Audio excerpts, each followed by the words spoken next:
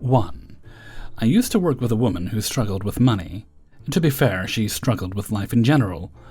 She had 2 kids, but the courts wouldn't let them live with her, as she was too much of a mess to be a suitable caregiver. She saw the kids frequently. On minimum wage, she would often eat only a chocolate bar for lunch or biscuits, or a piece of fruit given to her by other workers. She mostly covered her household bills, but sadly had a tendency to self-medicate when given the opportunity, and would choose this over food. Sometimes some of your food would go missing from the shared kitchen at work, and it would be her saying that she thought it was going to be thrown away, etc. She always said how hungry she was. She was almost skeletal, and I felt sorry for her. As a contractor, I earned more money than she did, so I decided to help her out. The soft sap that I am, I suggested that she help me eat the food that I brought in to stop food from being wasted, and to ensure that at least once a day she ate decently. I used to buy extra stuff and let her share it, even to the extent of buying a jar of coffee when I don't even drink the stuff. I began to feel that I was being played when she complained that the coffee I had purchased, the brand that she had requested, was the wrong one. It seems that the brand sold 2 jars of coffee, and I had purchased the cheaper of the 2. To put it into perspective, the cheaper jar was still one of the most expensive coffees on the shelf. She kindly explained that this time she would drink it anyway, but next time could I please buy the right coffee. After a couple of months of this, I left for pastures new and a bucket of money. The next week, the begging texts started. The cash asked for ranged from £10 to get the meter back on, to a couple of £100 for the electricity bill. There was strong pressure from her to hand over the money. I apologized, but said I couldn't send anything. It was 6 weeks until my first paycheck, so I was coasting until then. At first she was okay, but then she went a bit mental and began to spam me with begging texts day and night. She got a hold of my WhatsApp and began begging on there too, using emotional blackmail to try and get me to send her money. I blocked her everywhere. Through a friend that still worked there, I began to receive messages saying, "Hey, Betsy asked me to ask you if we can give her a tenner. Thanks." So I had to explain to everyone that I still knew there that I did not wish to hear any messages passed on from her. Later I heard she was bad-mouthing me to folks there, saying how mean and spiteful I was, and how I didn't even have the decency to lend her a tenner because I was too stuck up and thought that I was so much better than she was. Plus how I gave her cheap shit coffee that I wouldn't even drink myself because I thought she was scum. I was furious, but my friends reassured me that everyone knew that I gave her stuff for free, and she was an ungrateful and mental crackhead. It taught me a valuable lesson, though, and I'll never put myself in that position again. I'll sympathize with people and suggest organizations that might help, but I'll never open my wallet like that again. 2. I migrated to the US as a work transfer with a big tech company. When my parents were in the home country, I used to send them $500 a month for their support. They had their own fully paid house and used the money to do whatever. I didn't care for what because it's their money as far as I'm concerned. My other 4 siblings would sometimes give, sometimes not. For special occasions like birthdays, Christmas, or emergencies, I would give $1,000. I would sometimes pay their plane fare to visit me for months, and we would take vacations in the usual US tourist destinations. Everything was fine. Until they asked me to petition them, so I did. I had to upgrade to give them their own room. When they got here, they started telling everyone back home that now they are Americans, they would support so many of my relatives like I did them. They got simple jobs, and everything they got went to showing people that they made it. I asked them why it is that they are not saving for anything that they want to indulge in. And they said that is my responsibility. I asked why in the home country they would receive from my siblings, but now they give to them and to others too. And the answer was since I brought them here, that they should be under no more obligation to do so since I took them away. And basically they said that if they were living back home that, in the same way, I won't be financially responsible for them. I reminded them that back then I would send them $8,000 minimum each, and paid for health expenses too. It was fine for a while, I could afford it, until I got laid off and had to find a job. I had savings but could no longer indulge them like before, and so they started complaining that they could not send money to relatives anymore because they have to pay for their own wants. I did not realize it, but by then they even told me that they came to the US not because I made it happen, but because of good karma that they earned in life, and they feel the need to share their good fortune. Just not to me when I needed them to temporarily be less profligate. I took contracting jobs and even worked 2 temps to stretch my savings. I asked my siblings to give them money for their wants, but I got the same answer. They're with you. You pay. What happened was that the only job I could get was in Austin. They wouldn't want to move with me because they've been in Texas and California is better. Fine, I said. I would pay for your rent, utilities, and living expenses, but your other expenses are your own. You may have to reduce your remittances home. It was fine. I could afford it. But they downgraded their living space so that they could send the extra home. I didn't mind. They can live as they choose. It's their money as far as I'm concerned. It turned bad for them when people back home ramped up their requests. Someone looking for a job, someone getting married, someone always needs something. They tried to get me to pay for their charity, but I told them no. They can't make themselves look good by breaking my budget, especially since I need to rebuild my emergency fund. In a huff, they told me that they decided to go home because they say they are wasting their time being in the US if they can't help our poorer relatives. My response was they should be enjoying their old age and not be everyone's piggy bank. And they can give, but they can't promise people money that they don't have, and that my rich son will take care of it. I am not that rich. I give to them generously because I want them to have a comparatively easier life. But it seems that my inability to give not just to them but to other people for any reason makes them look bad, and it is my fault. So they went home, and remembering what they told me, I told them and my siblings that since they are no longer in US soil, that they are no longer my financial responsibility. They protested that I should still send them the equivalent of the rent payments and allowances, but I stayed firm. I still said they get birthday and Christmas gifts for $1,000 each and healthcare expenses, but that is it. Eventually, the leeches that asked them for money stopped, and they are no longer invited to every wedding and occasions because of expected gifts. And my siblings had to pony up for their allowances, and they had to start dipping into their accumulated pensions that got banked while they were in the US. Fast forward a couple of years, they asked me again to pay for airfare so they can come visit. I said no. Been there, done that, learned my lesson. The thing is, in our culture, we are expected to take care of our parents in their old age. And so, even though I no longer give them monthly stipends, I raised their birthday gifts so that what I would have sent every month was sent as a whole lump sum.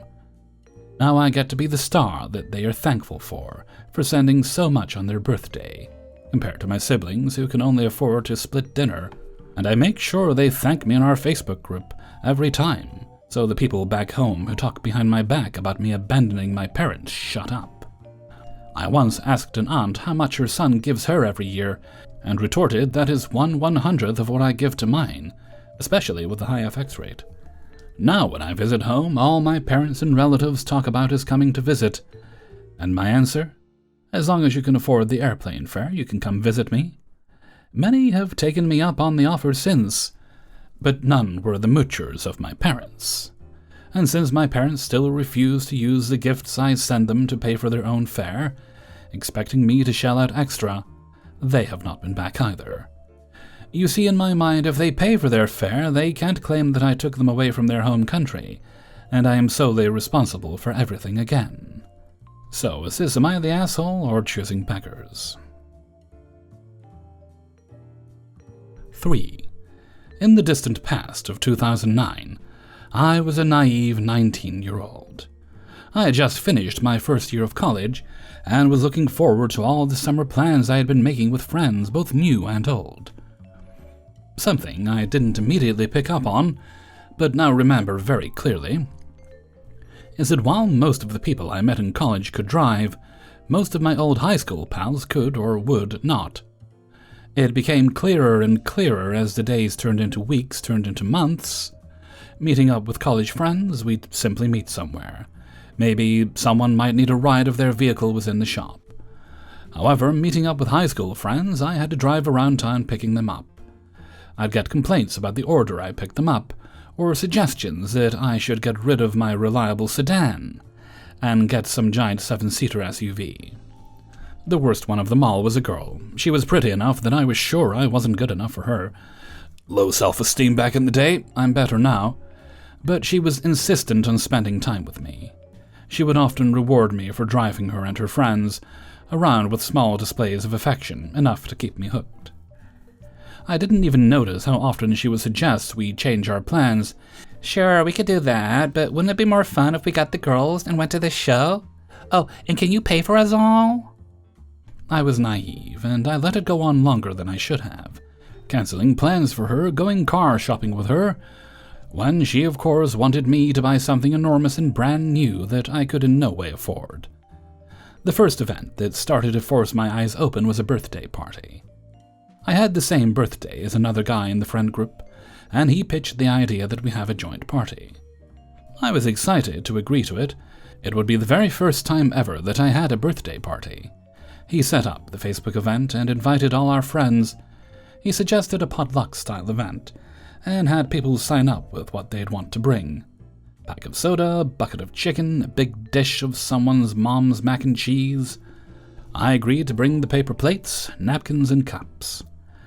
I pick up the other birthday boy, we get to his church basement and set up. People start showing up and they have nothing they agreed to bring. They'd come in, give him a gift, then ask where the food was. My co-host pleads with me, "Please go pick some stuff up really quick. I'll pay you back with my next check, I swear." I start calling places and set out, returning in 30 minutes with 2 buckets of chicken and sides, a couple of pizzas, and 2 family-sized Chinese entrees, and fried and white rice. It turned into immediate complaints. "You got such and such a pizza when I like this one. You should have gotten chicken from this other place." Accusations rolled off their tongues, telling me I ruined his birthday party. I told them it was my birthday too. My name is on the cake. The one person I'm still friends with went to the gift pile and sorted through it. 2 for me, 37 for the other guy. Of the 2 for me, 1 was from my friend. The other was from the girl I'd been chauffeuring around. I left feeling a mix of depressed and embarrassed. My relationship with that group of people became increasingly distant. Someone sent me screenshots from their group chats, agreeing I ruined the party by bringing the wrong food and making it about me. The only thing I was good for was being a shuttle. Angry, I asked the girl if that's all I was, a free ride. She insisted that of course I wasn't. She has me pick her up all the time because she likes spending time with me. But it wasn't long before she made the request. She wanted me to take her to the airport for an early flight, and she would need to be there at around 3 a.m. I asked if I was just taking her. She tells me yes. Her other friends are going too, but their parents or boyfriends were dropping them off. I pull up at the agreed-upon time, and at the door walk 7 girls in total, complete with luggage. She stomps up to me and demands to know why I'm driving my sedan. I remind her she told me I was just taking her. She huffs that plans change, so I need to go rent a van real fast. She repeats to me, "Make it fast. You're embarrassing me right now in front of my friends." It was that moment where something finally clicked for me. I drove away, shut off my phone, and went to bed. When I woke up, I had several angry text messages and voicemails, as well finding myself tagged in some very angry Facebook posts. They had ended up missing their flights. So I started deleting people, blocking numbers. I was starting to feel like a new man. It didn't take very long after that for people who were present at the disappointment of a birthday party to start sheepishly contacting me, trying to throw other people under the bus and play things off as a misunderstanding. All to ask me for rides and favors. My first few times saying no included excuses, work, school, family things, but pretty quickly I even dropped that, only saying, "No, sorry, I can't help." I started losing friends, eventually even deleted my accounts. It was a freeing experience. That's the story of how I learned to say no, and in doing so excused myself from an entire friend group of choosing beggars, for whom nothing I ever did was good enough.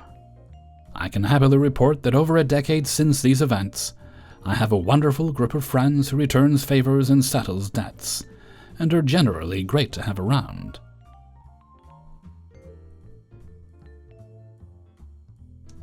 4. Recently, my grandparents moved out of their huge mansion of a home and downsized to an apartment. As their only grandchild, they decided to give me pretty much everything out of their home that they weren't moving, so I could sell it as an advance on my inheritance. Tons of antiques and pristine older things. But some of it just wasn't worth the effort to sell it. After going through everything, my wife and I earmarked some stuff just to give away one weekend to whoever wanted it. One of those items was an old daybed. Before getting into the bus lady portion of this story, I need to describe this daybed. My grandmother had kept it from when she and my grandfather had their first kid in the 50s, my aunt. This thing was built like a tank, but all the paint was peeling off, so it didn't look great and needed a lot of work. Solid metal, iron maybe? It easily weighed 50+ pounds and came apart into 6 pieces. The main reason we didn't want to try to sell it was because I was just tired of moving the damn thing and getting back strain each time. So my wife posts the event on Facebook with pictures of what we have available. The event clearly stated first come, first served, and that we couldn't deliver anything. A woman reaches out to my wife very quickly and tells her that she lives about an hour away, but she really wants that bed for her young daughter. She pleads and begs us to hold onto the bed until that afternoon, where she can come by to grab it. Not seeing any red flags, my wife tells me to hide the bed in our backyard and tells the woman she can come by to pick it up later that day. The time when the woman said she would be by rolls around and nothing. My wife messages and gets a quick response saying that the traffic is bad. Fair, our city is designed like a city in the first SimCity game, and traffic sucks. Another hour, again, traffic fine. But it's almost supper time, so we're hoping she comes quickly. About 20 minutes later, we hear a knock. Weird, we think, because the dogs didn't hear any vehicle pull up on our gravel driveway. At the door is a young, unkempt woman who says that she is here for the bed. We lead her around the back to show her the bed, and she's delighted before asking, "Can you drive me in the bed home?" I stammer out that we can't deliver because we only have a small hatchback, and the post said that we couldn't deliver. She responds with, "Well, I took the bus to get here, and I can't lift it, so you'll need to deliver." She and I go back and forth for a bit, but clearly she will not leave until she gets in my car with the bed and we go to her home. I'm 6'4", 300 pounds, and this woman is maybe 100 pounds and 5'5", but she won't back down. She starts giving off this aura of a crackhead Karen the more and more we try to get her to leave. My wife is getting worried for our safety as she gets more and more irate, but then our savior appeared. Bubba, our 120-pound Mastiff Bulldog Cross, must have heard the shouting and come running to the window. Unleashing a massive bark and growl that must have terrified this woman, she quickly shut up, flipped me off, and stormed off of our property. My wife quickly blocked her on Facebook, and Bubba got to have a pancake. 5. Alright, so some background. I'm an Indian-American woman who was born in the United States, and I'm very close to graduating with my secondary teaching degree and psychology degree. I'm state board certified, have my secondary education teaching license, and I'm about to finish up with my student teaching. I currently teach music classes, guitar, violin, flute, piano, ukulele, virtually and in person. I charge $20 per 30-minute private lessons, and group lessons are $15 per student. All music tutors and schools in my area charge upwards of $45 per 30-minute lesson, also how much I paid growing up. I post flyers around my area recently, and received a phone call today from a mother inquiring about my classes. She called me and informed me she has a 4-year-old little girl who wants to learn guitar. I instantly told her that 4 years is too young for guitar, and that the guitar would literally be bigger than her. She went on to ask about ukulele because it is basically just a tiny guitar. And I told her that a uke was definitely better, but still would be very hard to teach virtually, and still hard to pick up, as getting 4-year-olds to focus is not easy. At this point, she started talking about how she just wants her daughter to have a positive relationship with music, and that she just wants her child to embrace it and love it. I told her that a lot of our classes would be focused on rhythm, hand placement, holding the ukulele, singing songs with it, even if it wasn't the right notes or chords, etc. This is where things started to get problematic. She asked me if I could offer her a discounted price for her child's music lesson. I told her about my group lessons and told her that it would be $5 less if she did that instead.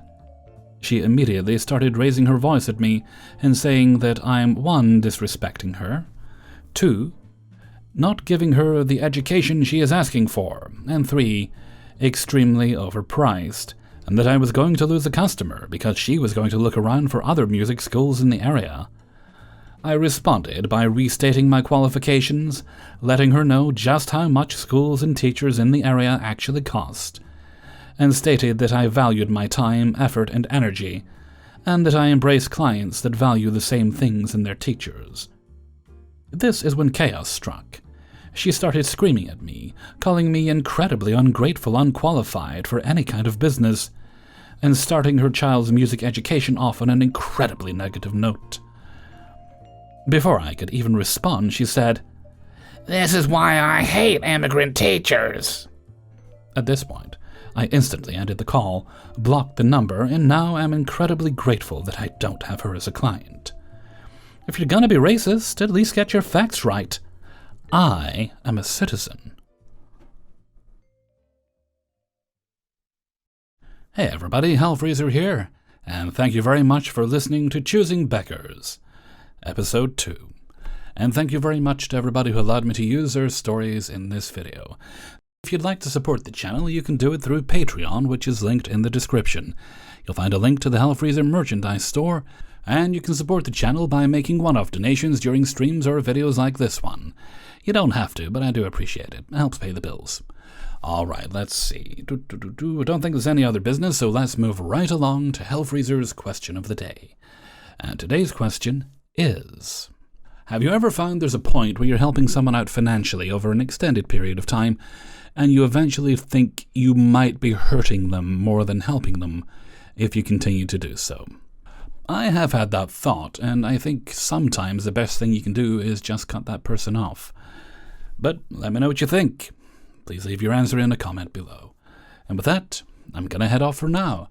So until next time, thank you very much for listening, and take very good care of yourselves.